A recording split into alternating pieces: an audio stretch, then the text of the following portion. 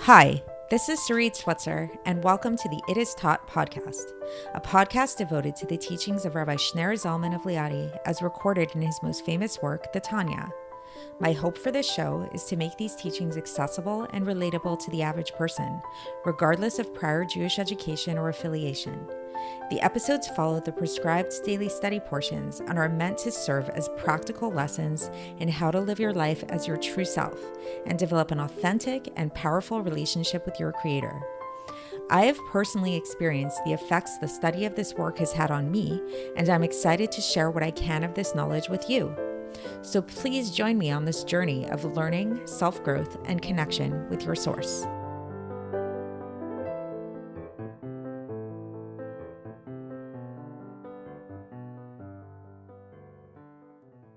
Hi, and welcome to the It Is Taught podcast. This is episode 656 for the 23rd of Elul in a regular year. As I mentioned last year on the podcast, for those of you who remember, today is my birthday, and today's actually day 1 of 2 of my birthday. So lucky me, I actually get 2 birthdays in Judaism, and that's because I was born at a time called Bein Hashmashos in Judaism, which is, kind of like dusk, where it's not clear which day it is. So thus I celebrate both birthdays. So both today and tomorrow is my Jewish birthday. So I want to take the opportunity to give everybody listening to this podcast a bracha for everything that you need in a revealed way. Anything in specific, anything having to do with family life, whether, if you need a shidduch, you should be blessed with a shidduch. If you need children, you should be blessed with children. Nachas from your children if you already have children. Shalom bayis. And you should also be blessed with abundant parnasa and also with health. Health is very important, mental health, emotional health, physical health, and spiritual health. You should just be healthy, and anybody who needs a refuah shlema should be given a refuah shlema immediately. So that is my birthday bracha for today. And thank you to everybody who's been listening to this podcast. It really means a lot to me. It really encourages me when I hear people reach out to me and they tell me that they listen to it and they enjoy it. So really thank you. It's because I know that people are listening. That's what encourages me to continue. So with that being said, let's get into today's episode. So yesterday we had a whole episode discussing the question of, if you are a poor person, God forbid, but let's say you consider yourself to be poor, you're struggling, it's hard for you to pay the rent, you don't live comfortably according to what you would assume is comfortable way of living, are you still obligated to give charity? If you yourself are struggling, do you have to give to other people? Are you obligated in this mitzvah of charity?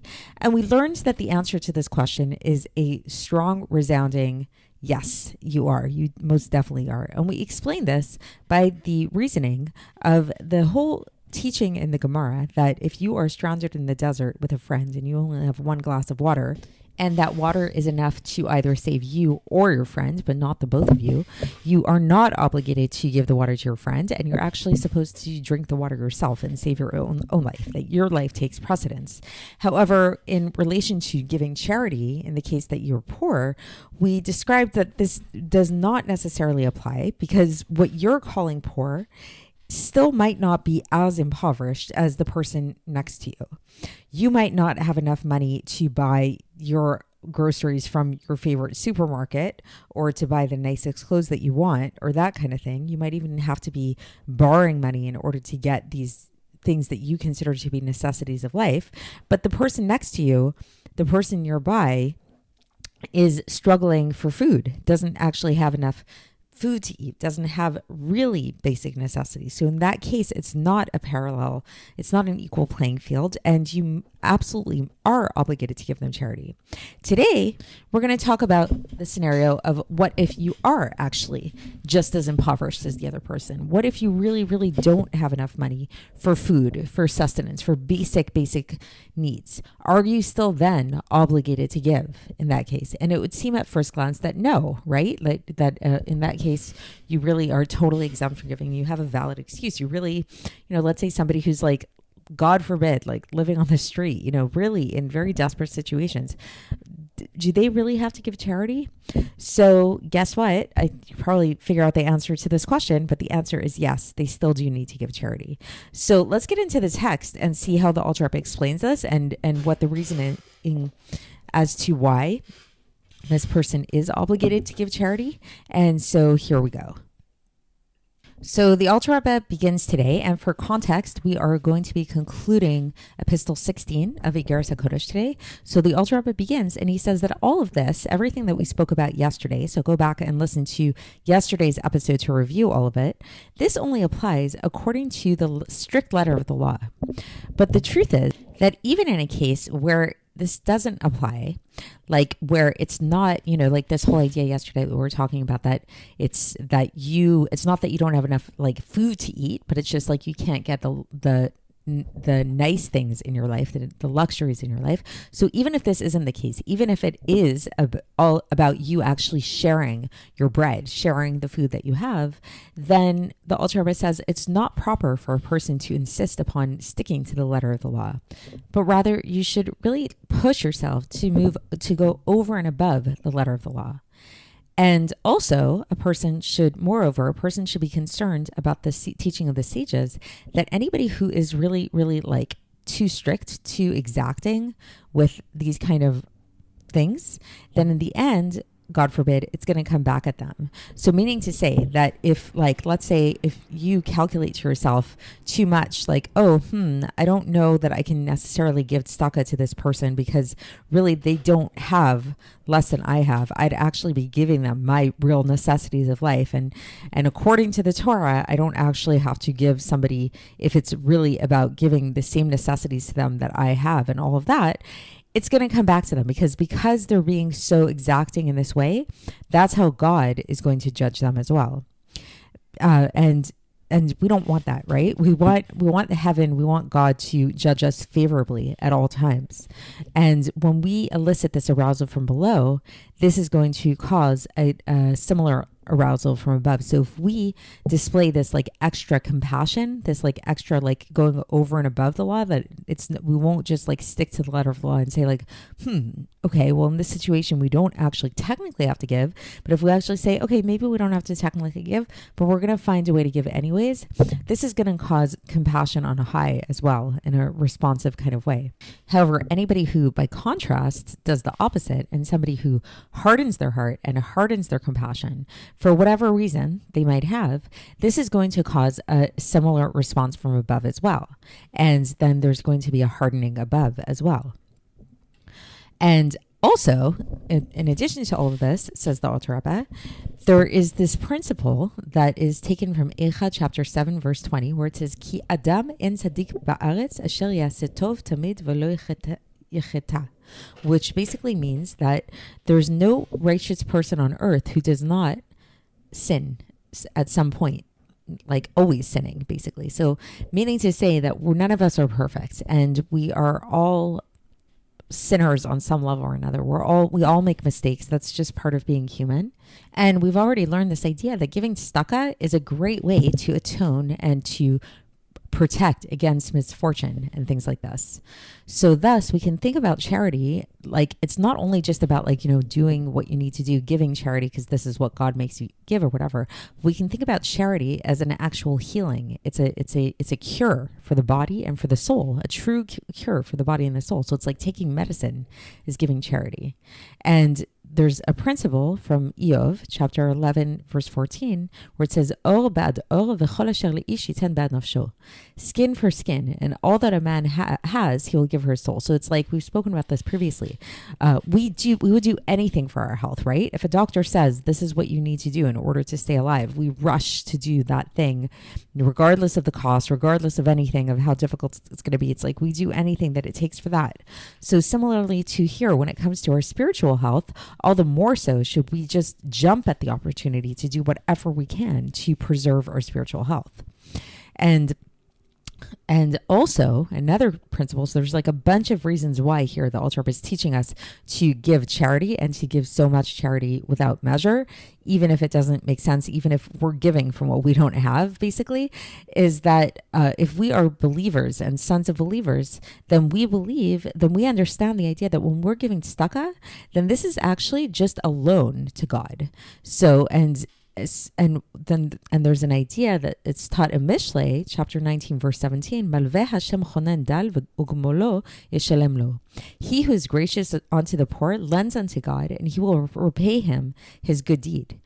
Twofold in this world. So there's this principle. It's taught a lot, and many people who are very practiced in giving tzedakah, giving charity on a regular basis, can tell you that they've experienced this in their life as well, that whenever you give charity, you don't lose, you only gain. This is one of the few mitzvahs that God actually says you can test him with, that if you give tzedakah, you're actually not giving your money away. All you're doing is you're loaning this money to God, and God pays it back to you twofold here. And the Alter Rebbe says that truly, there's something very unique about tzedakah, that all the other mitzvahs in the world, we're not given the reward for them in this world. We have to wait till the next world to get that reward, except for tzedakah, because tzedakah is beneficial to creation, to the creatures of the world, as is explained in the Gemara in Masechet Kiddushin, page 40a. So basically, because giving tzedakah is such a worldly mitzvah, it's something that you're actually practically helping people in the world, it comes back at you, and you will be rewarded in this world for it. Also, another reason, so there's a whole bunch of reasons why we should be really good about giving so much tzedakah, and I'm going to outline them at the end. But another one is that a person should be worried about punishment, God forbid. When your friends, when your fellows are involved in a mitzvah, and you are, God forbid, not involved with this mitzvah. So this is actually like positive peer pressure, the Alter Rebbe says. So there's this idea basically that it's like if everybody in the community is involved in a certain mitzvah, in a certain good deed, and you exempt yourself from that, that's not a good thing. It's like if everybody's involved in doing something good, you want to be part of it as well. And you might be judged harshly for not being like, why weren't you involved? If everybody was involved in this good thing, why weren't you involved in that as well? And this was taught by our sages in the Gemara, says the Alter Rebbe. You can specifically look it up in Masechet Chagiga, page 9b, and Brachos, page 26a. And then the Alter Rebbe concludes here, and he says that those people who heed to this, who listen to this, then may their life be pleasant, and may they have many blessings of good, and many good words rest upon them, and Hashem should act benevolently towards them, towards the good and the upright, and as is their wish, and as the wish of the writer who seeks their welfare with all his heart and soul. So basically, the Alter Rebbe concludes here with a blessing for all of these good things. So just to recap all of the reasons why it is important to not be such a stickler to the letter of the law and only give if you feel like you can afford it, so this is the practical takeaway from this basically, is the next time that an opportunity comes up for you to give tzedakah, then rather than going into a calculation, can I really afford this? Is this something that is this going to put me into debt? Is this going to whatever, then really like a few things to keep in mind. So just to outline the things we learned. The first one is compassion and the power of compassion, and that you don't want God to be such a stickler with you and be so meticulous about like, oh, did you do this right? Did you do this exactly the right way? You want God to act with you with compassion, go over and above the letter of the law. So in order to elicit this compassion, you need to act in that way as well. So don't be so concerned with like just behaving in accordance with the letter of the law, but rather just give. Don't think about it. It's fine. The other thing is, none of us are perfect. We all sin. It's part of being human, pretty much, for the vast majority of us. And charity is a good way to atone for these mistakes that we've made, for these sins that we did. So we can think about this in a way that we're basically healing our souls when we give tzedakah. It's a way of fixing things. It's not just about giving because we have to give according to the letter of the law, but we're actually now using charity, using tzedakah in a different way to heal ourselves. Another thing to think about is that when we're giving our money away, it looks like we're giving our money away, but it's actually a loan to God, because that God wants us to give this money away. So we're loaning this money to him. And God is very generous in the sense that he pays back twofold. So not only does he give us back our loan, but he'll give it back twofold. So we don't lose by giving charity. It's actually a great way to make money. It's a great investment.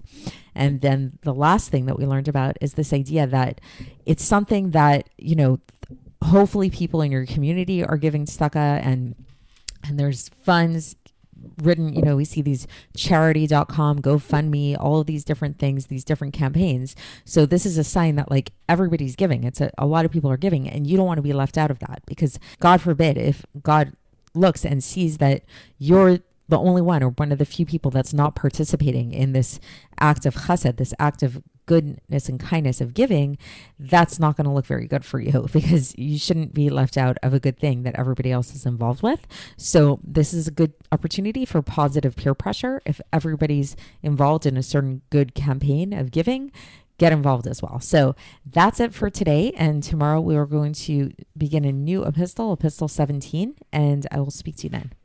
Thanks for listening to the It Is Taught podcast, hosted by Sarit Switzer. This podcast is dedicated in loving memory of my maternal grandfather, Avraham Yitzchak ben Binyamin HaKohen of blessed memory.